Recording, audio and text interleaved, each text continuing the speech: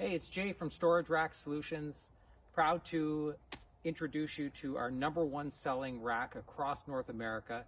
It's the Poly Rack in a Box Recycled 3 Rack. So it's made of 100% recycled material, which is great. It doesn't rot, it's resistant to mildew, no maintenance whatsoever. It's freestanding, so it comes with 2 separate units, and you can space these according to what you have. For instance, if you have shorter kayaks, for instance, you can pull these closer together. If you've got longer, like canoe and sea kayaks, you can spread it out. So they're not attached together, which is why we call it a freestanding unit. So come on around here. I'm going to show you the measurements here and the distance between different arms, and explain a little bit more what is intended to go in each spot. So down here on the bottom, we have 34 inches of usable arm.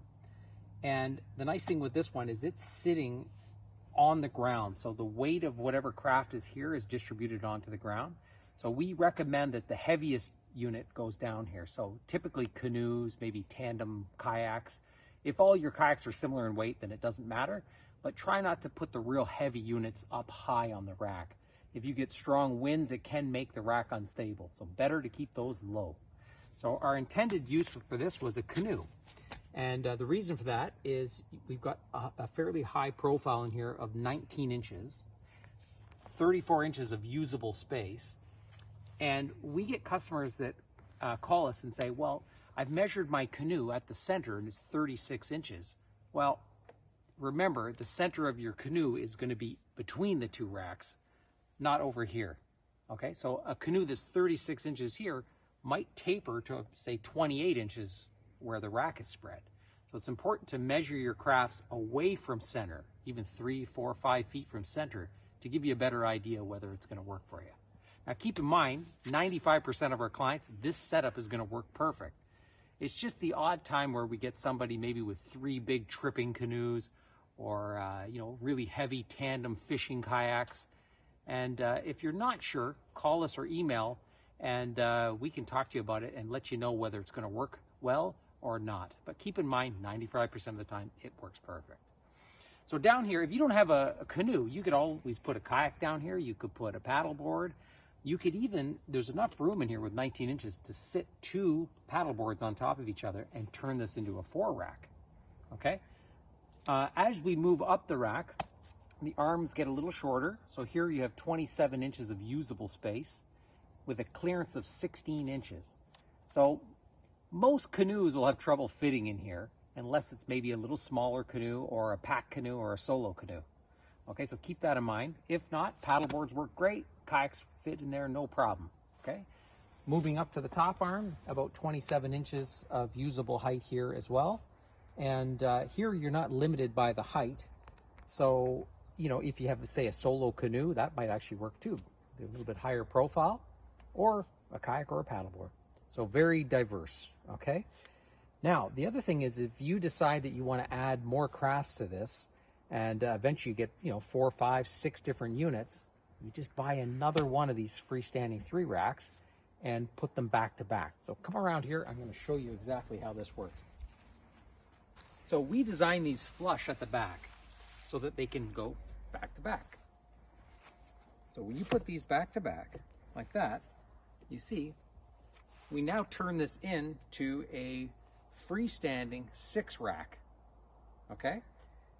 Now the beautiful thing about this is, again, you can attach it if you want it more solid, or just keep it sitting back to back loosely, or even a quick clamp to hold it. At the end of the season, if you decide that you want to take these indoors, like into your boathouse or your garage, you simply take this rack, separate the 2 racks, and you can move this freestanding unit inside. Okay, so that's the beauty of it. Now, the other thing I want to talk about is setting up your rack. So once you get your rack, there is a little bit of assembly required to put it together. Once it's together, you can watch my video how to assemble your 3 rack or 2 rack, and it's very self-explanatory how to do it.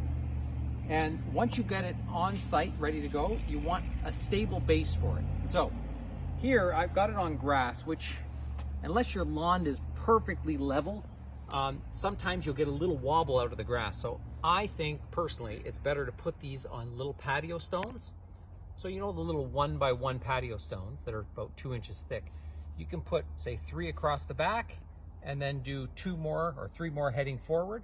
Create almost like a T on the ground.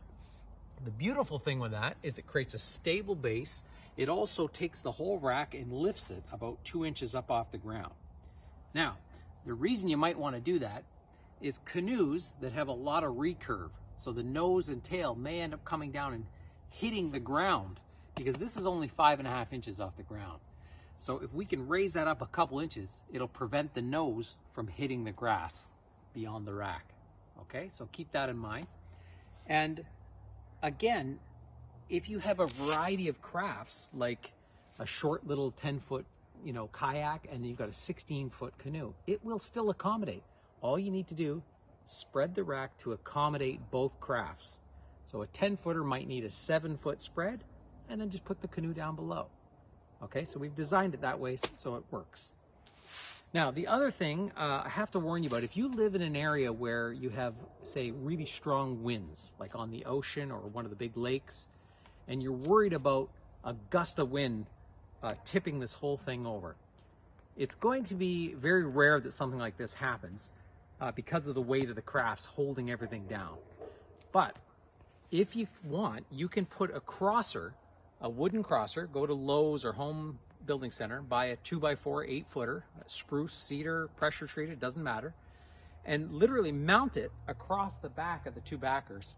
Use regular deck screws to fasten it. You don't need to pre-drill. Treat this just like wood, okay?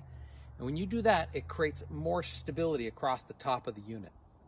Now, a strong gust of wind could still knock the whole rack over. Really strong wind, obviously.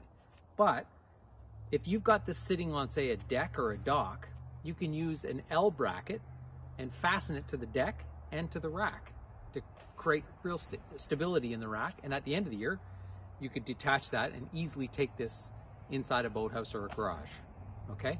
The other thing, if you live up north, obviously, we're up here in Canada, so we get a huge amount of snow load, 21 feet of accumulation where I live here in Muskoka. What you don't want to do is leave all your crafts on this rack and let the snow load build and build and build, because the weight, the sheer weight of that could break the arms right off and damage your crafts. So if you're going to store them on there in the winter, be sure to remove the snow once in a while, okay? Or you can leave these outside and bring your crafts inside, or bring everything inside, okay? So just keep that in mind. Now, again, we ship these everywhere in North America. They're shipped in a box that's 70 pounds, okay? So this is a big box, 48 inches long by a foot by a foot. And so there is going to be cost to shipping this, and we don't want to make these out of real cheap material. So this is heavy duty, and that's why it weighs so much, and that's why you have to pay for shipping. So I think I've covered everything, and really proud of this, and thank you very much for watching the video, and look forward to seeing your order come through. Take care.